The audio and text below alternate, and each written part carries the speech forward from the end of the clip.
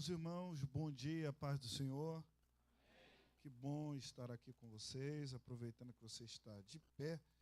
Deixa eu ler logo o texto, depois eu faço os agradecimentos. Efésios capítulo 4, versículo 15 e versículo 16. Carta de Paulo à igreja que estava em Éfeso.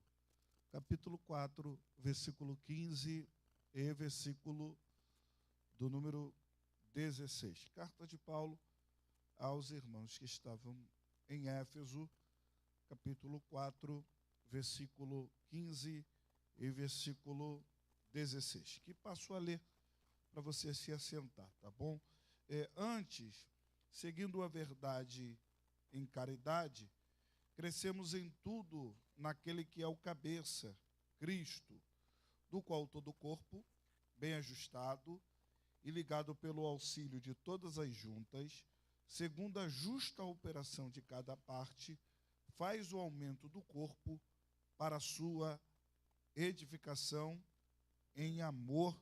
Amém. Você pode se assentar, em nome de Jesus. Que alegria ver o que Deus tem feito entre vocês. Que bom que o Evangelho de Cristo, ele tem se expandido através daqui da Betuel. Deus abençoe, pastor Marcos. Deus abençoe, Marquinho, meu amigo. Deus abençoe toda essa igreja linda, abençoada. Bom estar num ambiente como esse, cheio da presença de Jesus, tá bom? Meu nome é Bruno, congrego ali na Gávea. Já tive um pastor lá em Vargem, mas para os irmãos que não conhecem, sou casado com a irmã Raquel, deve estar acordando agora. Sou pai, porque Jesus nos deu a honra, eu sempre conto, para quem não sabe, de sermos pais de trigêmeos, gente. É muita gente lá em casa, tem um exército, tem uma tribo, tem uma nação. Aí ela fica cansada. Eu acho que é bobeira esse cansaço, acho que é psicológico. Não tem necessidade de tanto cansaço, tá? Mas quando orar, ore por ela, pedindo misericórdia pela vida dela. Ela diz, estou estressada. Tudo bobeira, tá? São 2 meninos e uma menina. É uma preta, um moreno e um branco. É uma mistura pentecostal. Eles são pentecostais, gostam de fazer muito barulho, irmão. São barulhentos. Muita saúde, pastor, muita saúde, tá? Essa é minha família, Deus tem me abençoado. Meus irmãos, eu escrevi 2 livros, para não falar no final, vou usar apenas um minuto. Eu escrevi 2 livros, o terceiro também já está escrito, que é uma trilogia sobre o Sermão do Monte. O capítulo 5, eu falo sobre felicidade, que felicidade não é uma utopia. O primeiro sermão de Jesus foi um grande tratado sobre felicidade. Jesus inicia o seu sermão falando sobre o caminho da felicidade. Então, Jesus fez um mapa da felicidade. Jesus criou um caminho da felicidade a partir dos primeiros versículos do capítulo 5 do Evangelho de Mateus. O segundo livro é sobre a providência. E quando eu falo de providência, eu não falo apenas de receber aquilo que você necessita, mas quando eu digo providência, eu digo num todo a ideia da providência. Quer ver como é que a providência ela abrange muito mais do que a gente imagina? Quando Jesus, no capítulo 6, versículo 25, ele diz, olha, porque andeis ansiosos com o que haveis de vestir e com o que haveis de comer. Aí ele diz, não é a vida, não é o corpo mais importante. O que Jesus estava estabelecendo era, ora, se eu estou cuidando da vida e do corpo, que é mais importante, tu não acha que eu não vou cuidar do que você veste, do que você come? Jesus estava estabelecendo, a minha providência iniciou na sua vida, a minha providência iniciou no seu corpo. Você acordou hoje, você está vivo, isso é providência de Deus. Isso é a ajuda de Deus, tá? Se você desejar, tem poucos livros, está ali fora. Cada livro custa R$30, levando os 2, sai por 50, se não tiver dinheiro, cartão nem Pix, tem o pastor Marquinho que ele vai pagar para você, em nome de Jesus, tá? Meus irmãos, deixa eu pensar com vocês acerca desta carta, que por muito tempo tirou o meu sono e me despertou e abriu minha visão. Então, a minha visão acerca do reino, acerca de igreja, ela foi ampliada quando eu comecei a estudar a carta à igreja de Éfeso. Eu fiquei muito apaixonado por ela. Eu parei agora, eu estou habitando em outros textos. Enquanto eu não consigo extrair, subtrair, tirar tudo que o texto tem para me oferecer, eu não saio do texto. Por exemplo, a carta à igreja de Éfeso, eu fiquei 1 ano estudando ela. 1 ano, eu não conseguia sair dela, versículo por versículo, lendo, refletindo. E cada vez que eu lia, cada vez que eu refletia, mais clareza o Espírito trazia ao meu coração. A carta à igreja de Éfeso, ela foi muito intencional, pois o tema já é claro acerca do nome dela, é uma carta. E toda carta ela não é subjetiva, toda carta ela é muito objetiva no seu propósito, e ela tem um tema, ela tem uma direção, ela não é aleatória, ela é intencional. Então, todas as vezes que você lê carta, ela tem uma intenção, ela tem um propósito. Então, qual é a intenção dessa carta? Falar sobre igreja.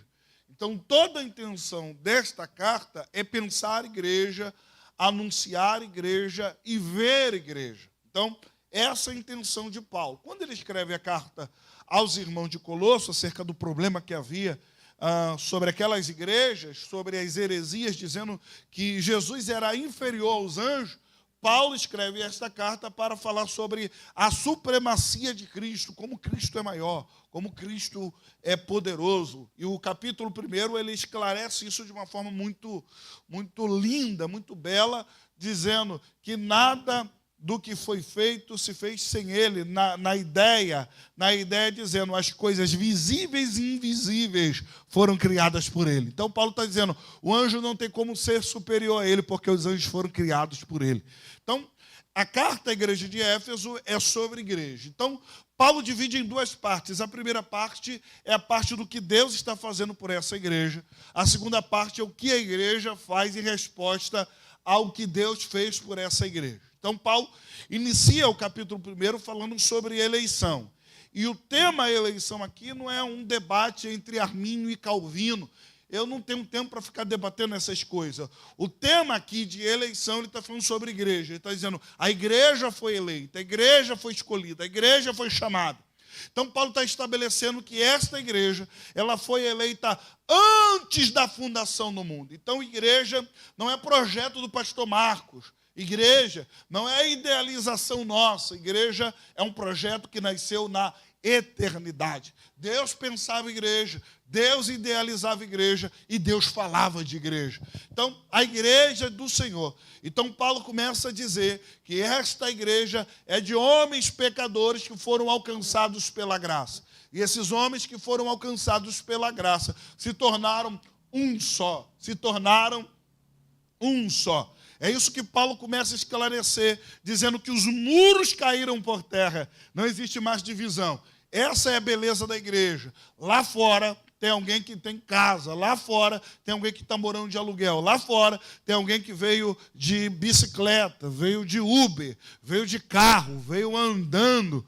Mas aqui dentro, essas diferenças caem por terra. Aqui dentro, não importa onde tu mora, aqui dentro não importa o quanto você tem na sua conta bancária, aqui dentro não importa a sua cor, não importa a sua nacionalidade, aqui dentro somos um só. Todas as diferenças caem por terra. O mais especial não é o que faz. O mais especial é o que nos chamou, que se chama Jesus Cristo de Nazaré.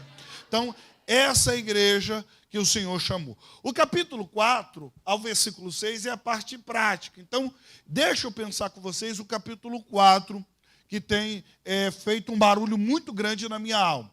O capítulo 4 é resultado de tudo que Paulo construiu no capítulo 1, capítulo 2 e capítulo 3. Aí o capítulo 4, versículo 1, Paulo inicia dizendo, rogo-vos que andeis segundo a vocação que vocês foram chamados. Qual vocação? Então, nos capítulos anteriores, Paulo está falando sobre esse novo nascimento, que fomos gerados em Deus, que fomos eleitos em Deus, que fomos chamados para estarmos em Deus. Então, o que Paulo está estabelecendo é, andem de acordo com a vocação. Qual vocação? Vocação de filiação. Vocação aqui não é ministério. Ministério é o versículo 11, quando ele vai falar sobre os dons ministeriais. Então, quando Paulo está dizendo, andem de acordo com a vocação, Deus nos vocacionou para quê? Para sermos filhos dele. Então, se eu sou filho de Deus, eu passei do processo que Jesus explicou para Nicodemos, do novo nascimento. Então, se eu nasci de novo, ele não está dizendo que ele está recuperando a antiga natureza. Ele está dizendo que a antiga natureza não presta para nada. Então, há um novo nascimento. Esse novo nascimento não é da carne. Esse novo nascimento é do Espírito. Então, se eu nasci do Espírito, eu passo a ter no meu interior, no meu espírito, o DNA do Espírito. Amém? Então, o Espírito que me gerou. Então, se eu fui gerado pelo Espírito, eu tenho as características que o Espírito tem. Não tenho o poder que ele tem, mas tenho as características do Espírito. Então, Paulo, no versículo 2, perceba que ele vai dizer, andem em toda a humildade, ande em toda a mansidão. O que Paulo está estabelecendo é, se você foi gerado no Espírito, andem de acordo com a forma a qual vocês foram gerados. Quando ele diz em humildade e mansidão, Paulo não está dizendo, busque humildade, busque mansidão. Por que eu não devo buscar humildade? Por que eu não devo buscar mansidão? Se eu fui gerado pelo Espírito, isso já está dentro de mim. Amém? Isso já está dentro de mim. A gente vive em busca daquilo que o Espírito já gerou em nós. O Espírito está dizendo, não vou gerar o que já foi gerado. A humildade você não busca. A humildade você manifesta. Porque ela já está dentro de você. Se eu fui gerado pelo Espírito, isso é do Espírito e já está dentro de mim. Paulo está dizendo, andem de acordo com essa nova natureza. Pastor, eu tenho dificuldade com humildade, eu tenho dificuldade com mansidão. Por que eu tenho essa dificuldade? Porque falta maturidade. Não é que você não é crente. O que falta é maturidade. Você pega a semente da laranja, você planta a semente da laranja. Depois de um tempo, ela morre, surge uma laranja bela e você desfruta. Mas perceba, nós chamamos de semente, mas ela é laranja. Porque todos os nutrientes da laranja estavam na semente. Ela só precisava amadurecer para manifestar o que já estava dentro dela. O que nós precisamos é de maturidade para manifestar o que o Espírito já gerou dentro de nós. A gente vive em busca do Espírito para ele gerar algo novo. Ele está dizendo, não, eu já gerei algo muito poderoso dentro de você. O que a nossa geração precisa não é de algo novo. O que a nossa geração precisa é maturidade para manifestar o que o Espírito já gerou. É nesse lugar que eu tenho caminhado. Qual? Buscar a maturidade para manifestar o que já está dentro de mim. Eu só tenho que expor o que o Espírito já executou. Oh, meu Deus, eu estou sentindo Jesus aqui. Tá bom? Se deixar, eu fico aqui nesse versículo, porque eu estou habitando nisso há muito tempo. Aí Paulo continua no versículo 3, e não é sobre isso que eu quero falar. Aí Paulo, no versículo 3, ele começa a falar sobre unidade. Pode ver aí, ele está falando sobre unidade. Aí Paulo diz, preserve a unidade que é vínculo do Espírito, não é isso que está aí? Então Paulo não está dizendo que a igreja cria unidade, a igreja o quê? Preserva. Porque a unidade não é obra da igreja, porque a igreja não é obra do homem. Então quando Deus estabeleceu a igreja, Deus estabeleceu uma igreja em unidade. Deus está dizendo, não faça força para ter unidade, porque você não tem poder de gerar unidade. Você tem poder de manifestar ou manter aquilo que já foi gerado pelo Espírito. Então, o nosso trabalho não é criar unidade, é manter. Como é que eu mantenho unidade? Eu abrindo mão das diferenças que eu tenho com o meu irmão para preservar o que o Espírito já gerou entre nós. Então, Paulo está dizendo para a igreja preservar. A igreja não tem poder de gerar unidade, a igreja tem poder de preservar. Porque a unidade é a obra do Espírito. É uma ação do Espírito. Então, Paulo começa a estabelecer sobre princípios de unidade. E ele vai dizer, existe um Espírito, existe um Senhor, existe um batismo. Então, Paulo começa a falar sobre unidade. Aí no versículo 7, Paulo vai dizer sobre a graça que foi dada. Quando Paulo está falando de graça que foi dada, ele está falando da carismata, ou outras versões no grego, alguns chamam de charismata, mas o termo exato no grego é carismático, que significa dom.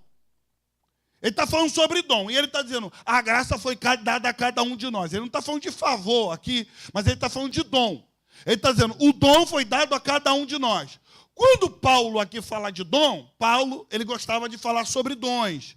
Então, Paulo, por 3 vezes, ele fala sobre dons. 1 Coríntios 12, ele vai falar sobre dons de poder. Romanos 12, versículo 3, Paulo fala sobre dons de serviço. Aqui, ele está falando sobre dons ministeriais. Ele está dizendo, foi dado cada um de vós um dom.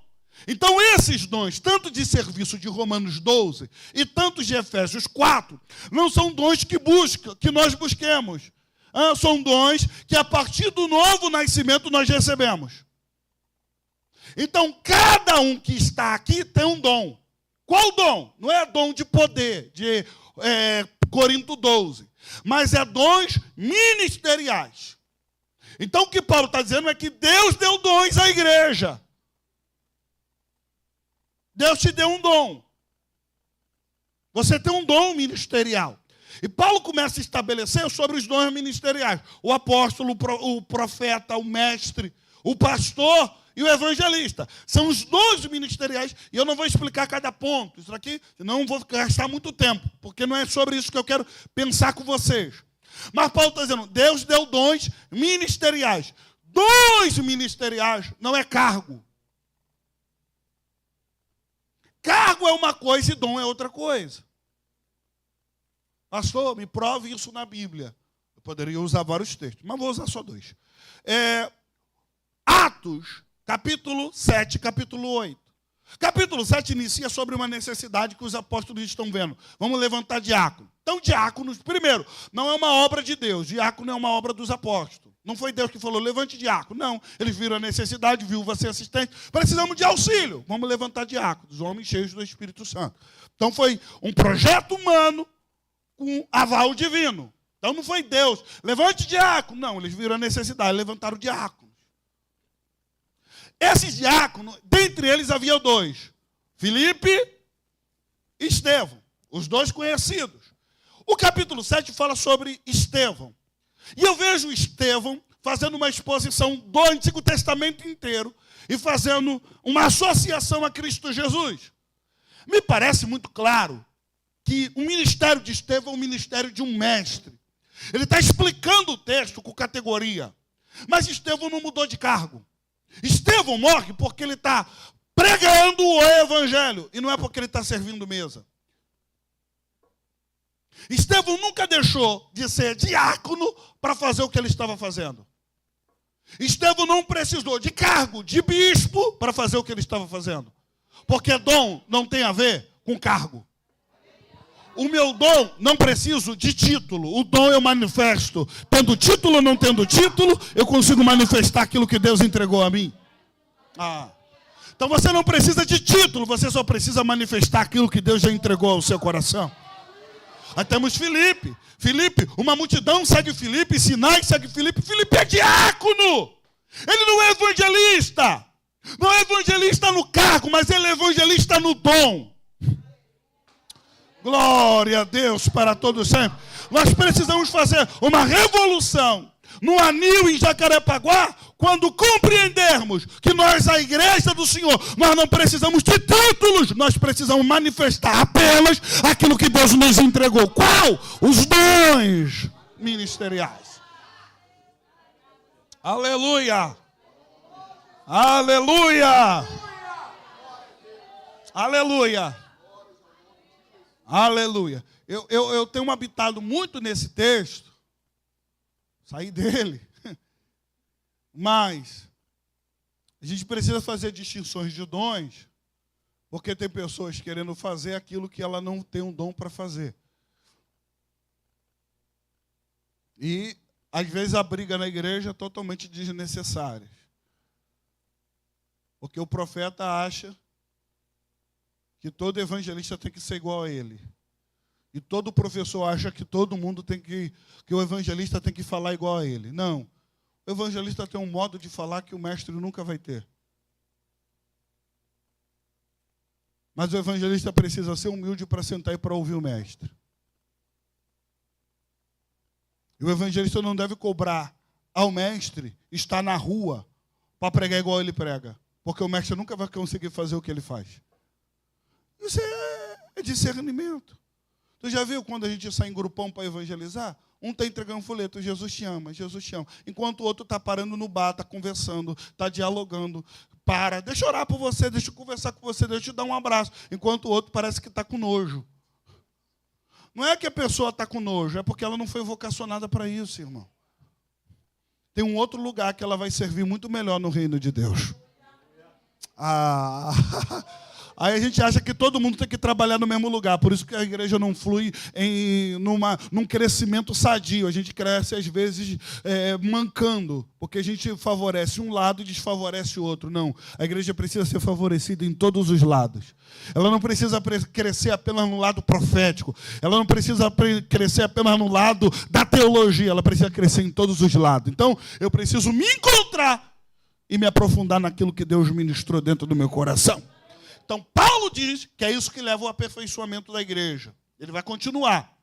Mas eu não vou explicar sobre isso. Aí Paulo diz, meu Deus, é muita coisa. Aí Paulo chega e diz que Cristo é o cabeça. Cristo é quem?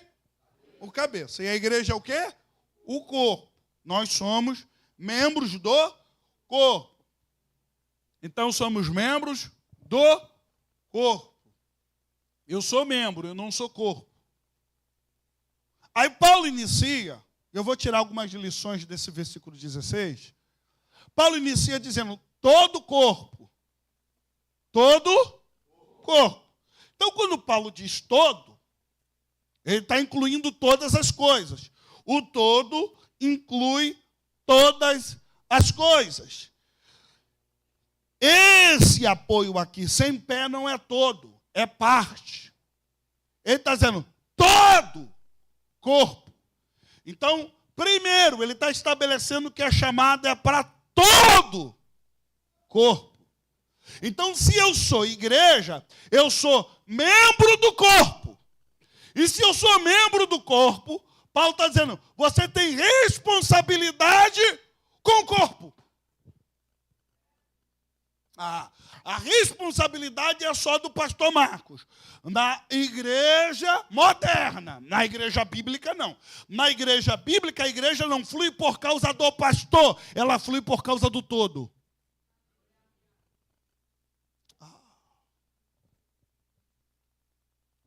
Então ele está dizendo que o comprometimento deve ser de todos.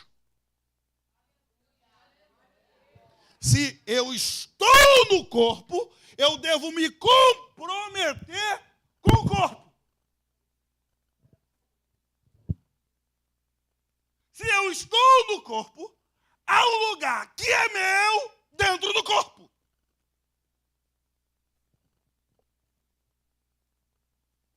Não, mas eu vivo sozinho. Não tem vida fora do corpo.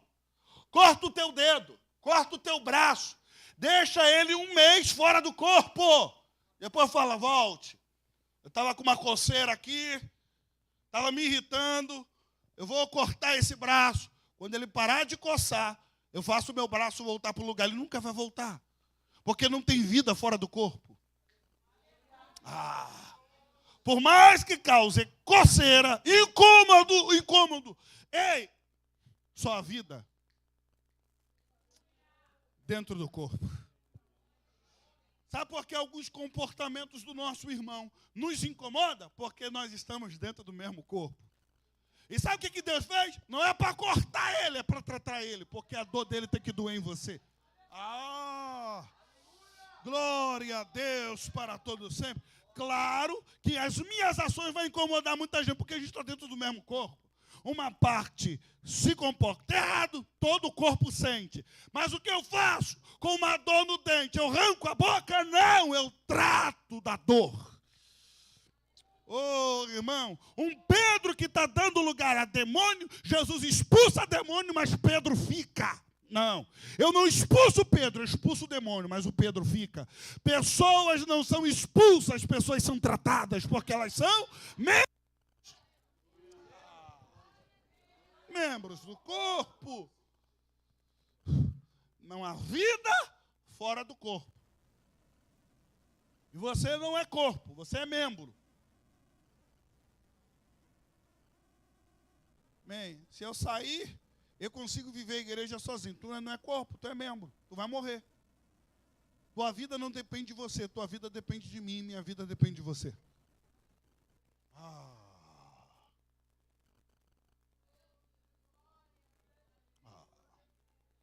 Nós criamos um evangelho da individualidade. O evangelho da individualidade acredita que o indivíduo ele pode sobreviver uma vida espiritual sozinho. Mentira.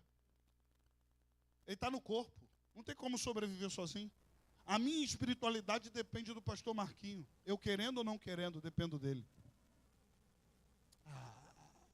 Não é minha oração na madrugada, não é o meu jejum, não. É o Marquinho que me fortifica. Porque ele consegue me dar o que eu não consigo ver. Ele consegue entregar para mim o que eu não consigo perceber. Não existe vida sozinho. Não, você depende desse irmão que está sozinho. Por que Deus planejou a igreja? Deus planejou a igreja para esse propósito. O quê? Vida na vida. Vida na vida. Vida na vida. Vida na vida. Eu recebo vida e dou vida. Eu recebo vida e dou vida. Eu recebo vida e dou vida. Eu recebo vida e dou vida. Eu recebo vida e dou vida. Isso é igreja. Isso é igreja. Aí Paulo continua, o tempo está indo, e ele diz sobre o compromisso individual. Olhe bem, eu fechei aqui, mas vai abrir de novo. Aí ele diz que cada parte, pode botar aí o versículo 16, por favor. Aí ele começa a falar sobre a parte, o comprometimento das partes. Pegue isso daqui. Sem consciência do todo, a parte não é parte. Se a parte não pensar no todo, parte não é parte. E todo só é todo com a participação das partes. Se a parte não tiver consciência do todo, a parte não é parte. Por que ela não é parte? Porque ela está vivendo como se não estivesse no corpo. Então, qualquer parte do meu corpo que não pensa no todo, não é parte. É inimigo do meu corpo. Não tem nada no meu corpo que não pensa no todo. Não tem nada no meu corpo que pense na parte de forma individualizada. Tudo no meu corpo pensa no todo. Não tem um movimento individualizado. Vou malhar só o braço direito. Não! Tudo que eu faço não é pensando em uma parte. É pensando no todo. É pensando no todo. E tudo só é todo com a participação das partes.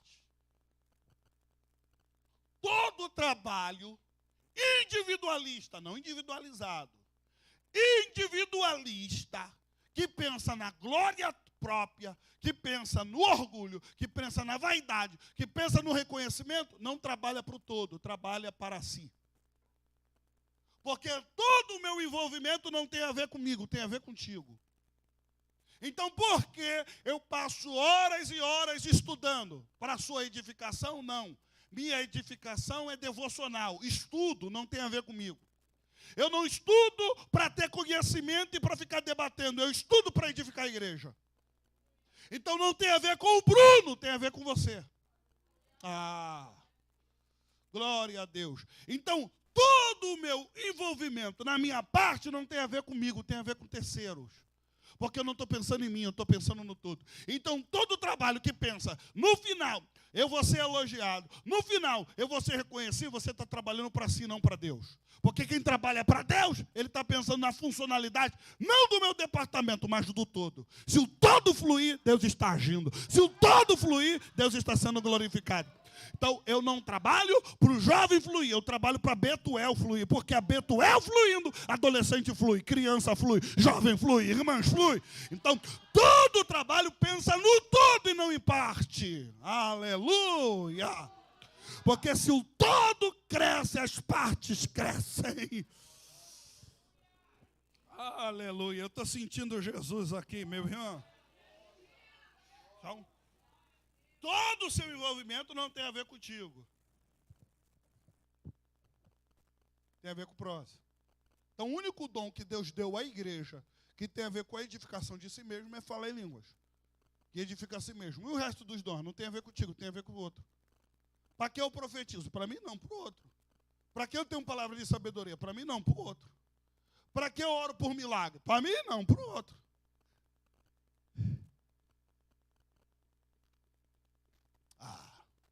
Que evangelho chato. Qual? Esse que Deus está me entregando e não tem a ver comigo, tem a ver com o próximo. Isso é igreja.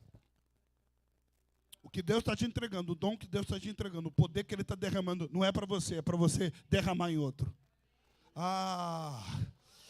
É para você derramar em outro, e você derramando no outro, o todo é abençoado para a glória e honra do nome do Senhor Jesus. Então, meu Deus, há um lugar que é teu, mas não é individualizado. Individualista, melhor dizendo, mas é individualizado, que é teu, que você tem que trabalhar, não por você, mas pelo todo. Amém? Eu vou dar um exemplo. Aqui minha mão, vou coçar minhas costas. Sabe quando minhas costas vai coçar minha mão? Nunca. Ela não foi chamada para coçar a mão.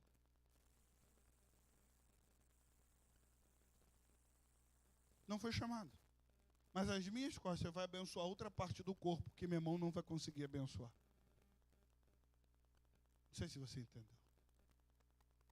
Tem coisa que você vai fazer pelo teu irmão e ele nunca vai fazer por você. E não tem a ver que ele não queira. Não tem a ver com ingratidão. Tem a ver que Deus já está levantando outra pessoa dentro do corpo para fazer por você o que aquele irmão não conseguiu fazer por você.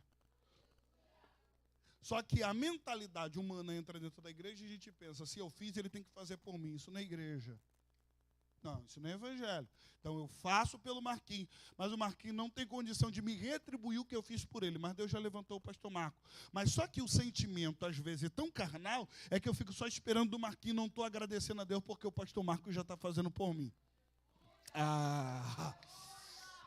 Se você for ver bem, Deus já está fazendo por você o que você fez por outro irmão. Então, como é que é a igreja? A igreja bíblica. A igreja bíblica não é o resultado de eu ir para a igreja para receber alguma coisa. Não, pastor. Não. Você não vai ver na igreja primitiva, eles dizem, vamos para o culto para receber. Vamos para o culto para receber alguma coisa. Não, eles iam para o culto para dar. A igreja moderna diz, eu vou para o coletivo para abençoar o meu indivíduo.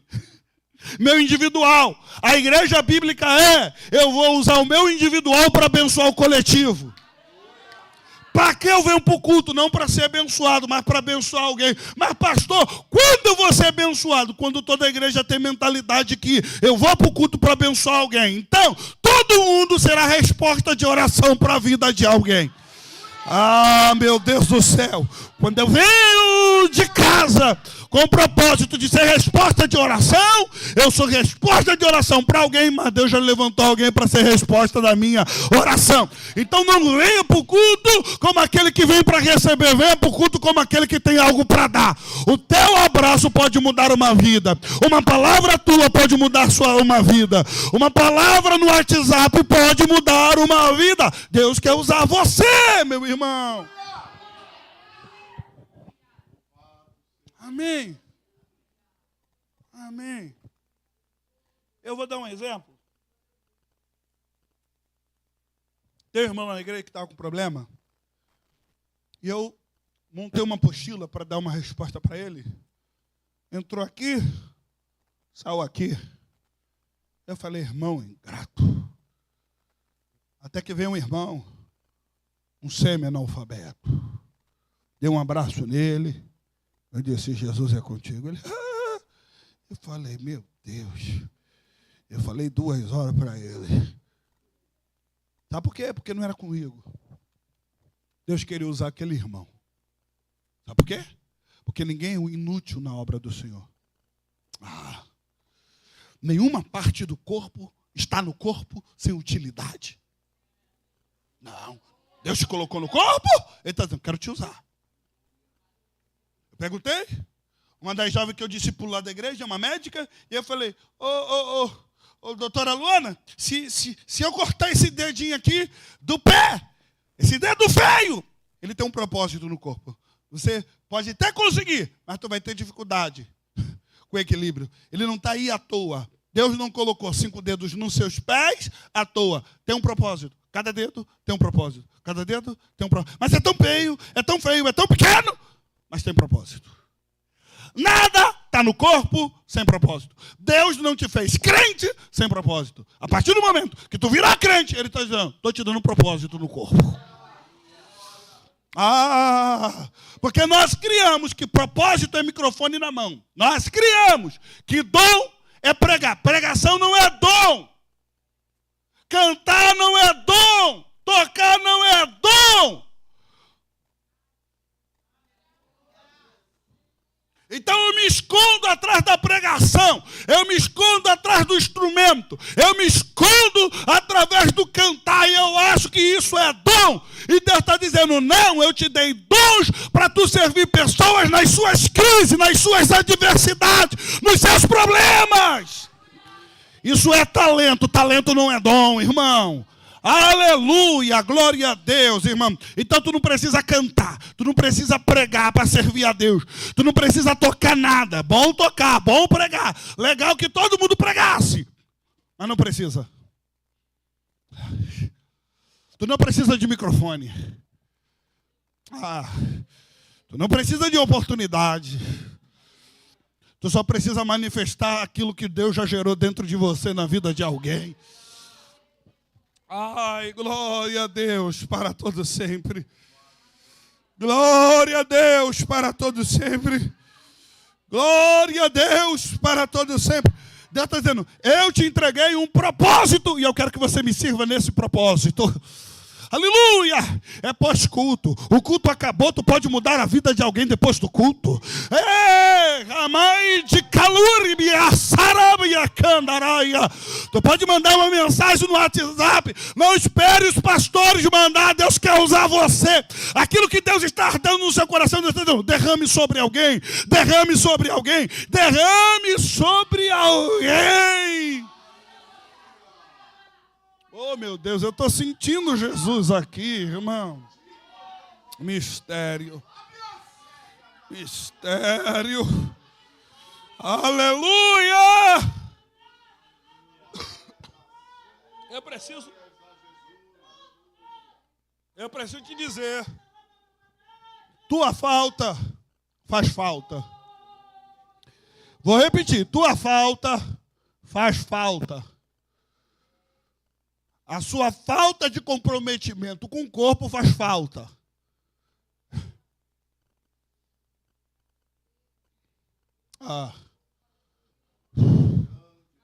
Mas eu não tive oportunidade, tua falta faz falta. Mas eu não sou líder de nada, tua falta faz falta. Aleluia.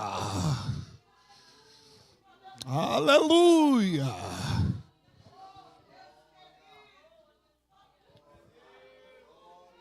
Aleluia. Irmãos, deixa eu falar para vocês. Eu estou auxiliando uma irmã lá da igreja, muito amiga do pastor Marcos, com os jovens. Estou dando um auxílio pastoral. Não de liderança, mas pastoral, de direcionamento. E eu estava ali fora, eu estava organizando aqui, porque em 2 meses, comecei a andar com um grupo, comecei a botar a mentalidade de que eles precisam servir, que precisam servir, que precisam servir. Em 2 meses, 3 meses, a gente recebeu cerca de 35 novos jovens. 3 meses. Mas, pastor, como isso aconteceu? Foi você? Não. Eu trabalhei na mentalidade dos jovens, meu papel, trouxe alguns. Esses têm um poder de adentrar em lugares, em linguagens que eu não tenho. E o pessoal não vem por causa de mim, eu nem ligo para eles. Eu ligo para esses ligam para aqueles. Eu só mando mensagem, ó, fulano não vem, manda mensagem para ele. Ciclano não vem, manda mensagem para ele.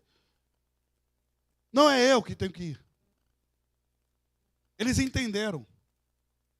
Um fala, qual é? Mano, cheio de gíria.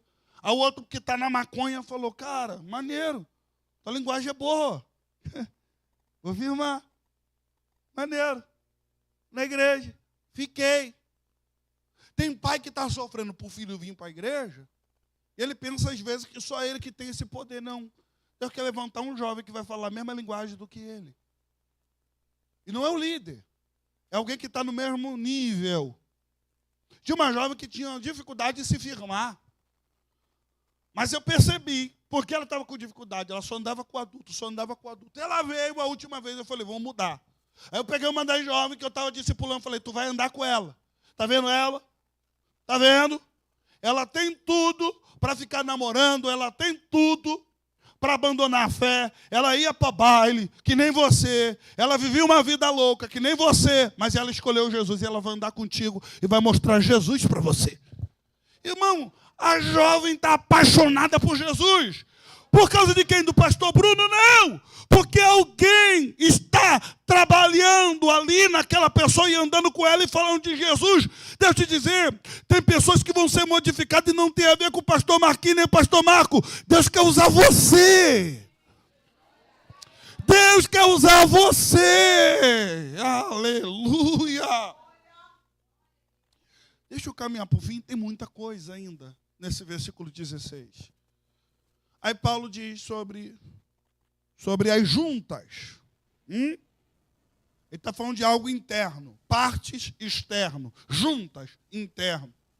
Ele está falando sobre organização e organismo. Algo que vem de fora e algo que vem de dentro. A igreja flui com organização, mas ela flui pelo Espírito. Aí Paulo diz, perceba bem. Versículo 16. Para eu caminhar para o fim, o horário já foi. A escola bíblica lá é à tarde. Meu Deus. Olha, segundo a justa operação de cada parte. Aí, olha o final. Perceba. Está ali. Pode passar. Põe aí a continuidade do versículo. Faz o aumento do corpo. O que faz o aumento do corpo? A justa operação de cada? Não, é uma parte que faz o aumento do corpo? Não. O que está aumentando o corpo? A operação de cada parte. Igreja não cresce com uma parte.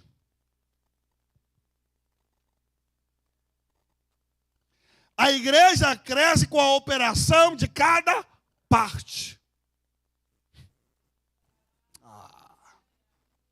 Eu pensava que era responsabilidade do líder fazer a igreja crescer. Não, é a operação de cada parte.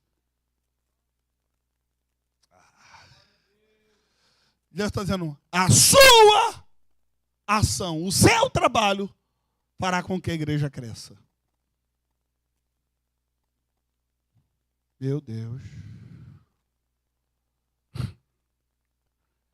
Crescimento não é trabalho individual, crescimento é trabalho coletivo.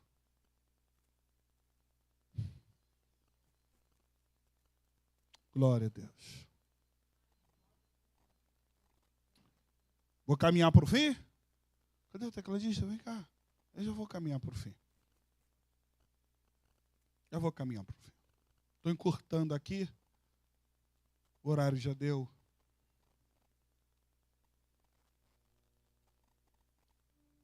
Jesus disse o quê? A seara é o quê? Mas são pouco?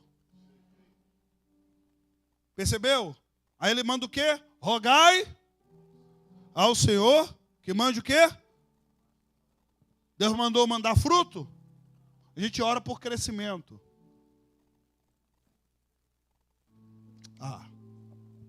Traga crescimento. Jesus não mandou ninguém orar por crescimento. Deus mandou olhar por trabalhador. Ele estava dizendo, crescimento eu farei. Só mande trabalhador.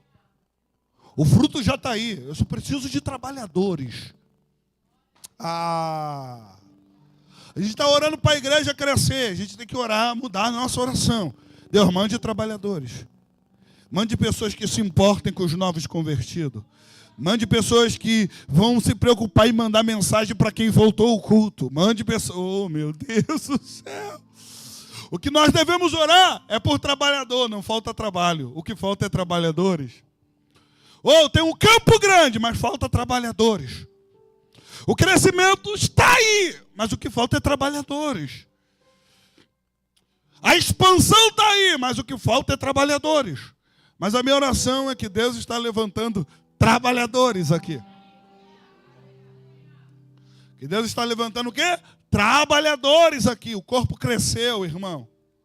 O corpo cresceu. Eu preciso concluir. Mas deixa eu aplicar algumas verdades aqui, porque tem muita coisa aqui guardada no meu coração. Deixa eu aplicar algumas verdades.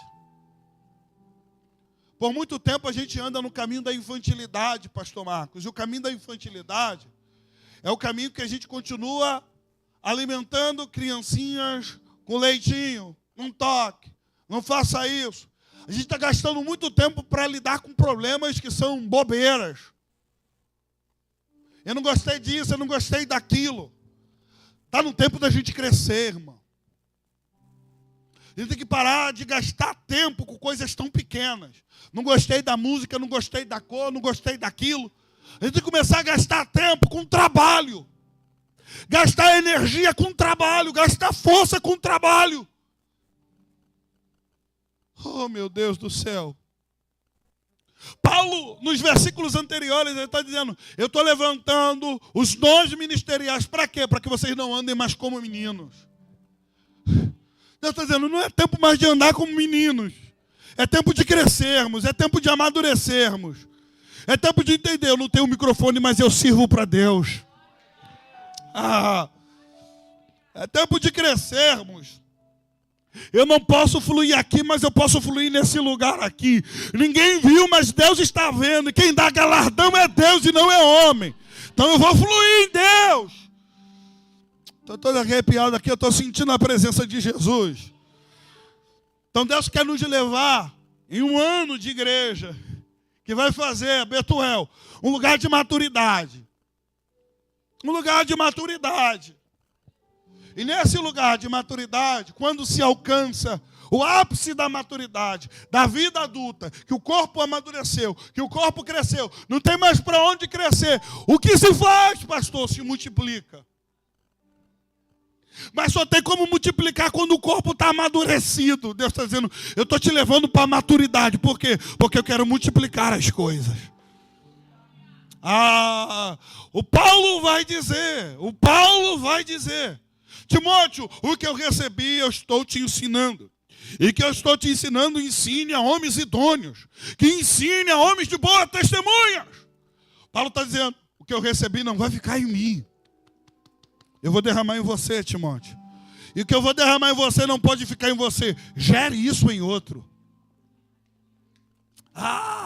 Eu vou repetir. O que eu recebi, estou gerando em você, Timóteo. Mas não morre em você. Gere em outros. Ensine os outros a gerar em outros. A gerar em outros. A gerar em outros. A gerar em outros. A gerar em outros. Eu não entendi, pastor. O que Deus está derramando em nós não é para ficar em nós, é para derramar em outros. Derrame em outro. Derrame em outro. O que o pastor Marcos está derramando em você, derrame em outro. Não saia do culto retendo, diz, eu vou derramar o que o Espírito derramou em mim hoje. Aramai de cantoremachanaraia. Eu vou multiplicar aquilo que o Espírito gerou dentro de mim, meu irmão. Deus abençoe sua vida. Fique com essa palavra em nome de Jesus.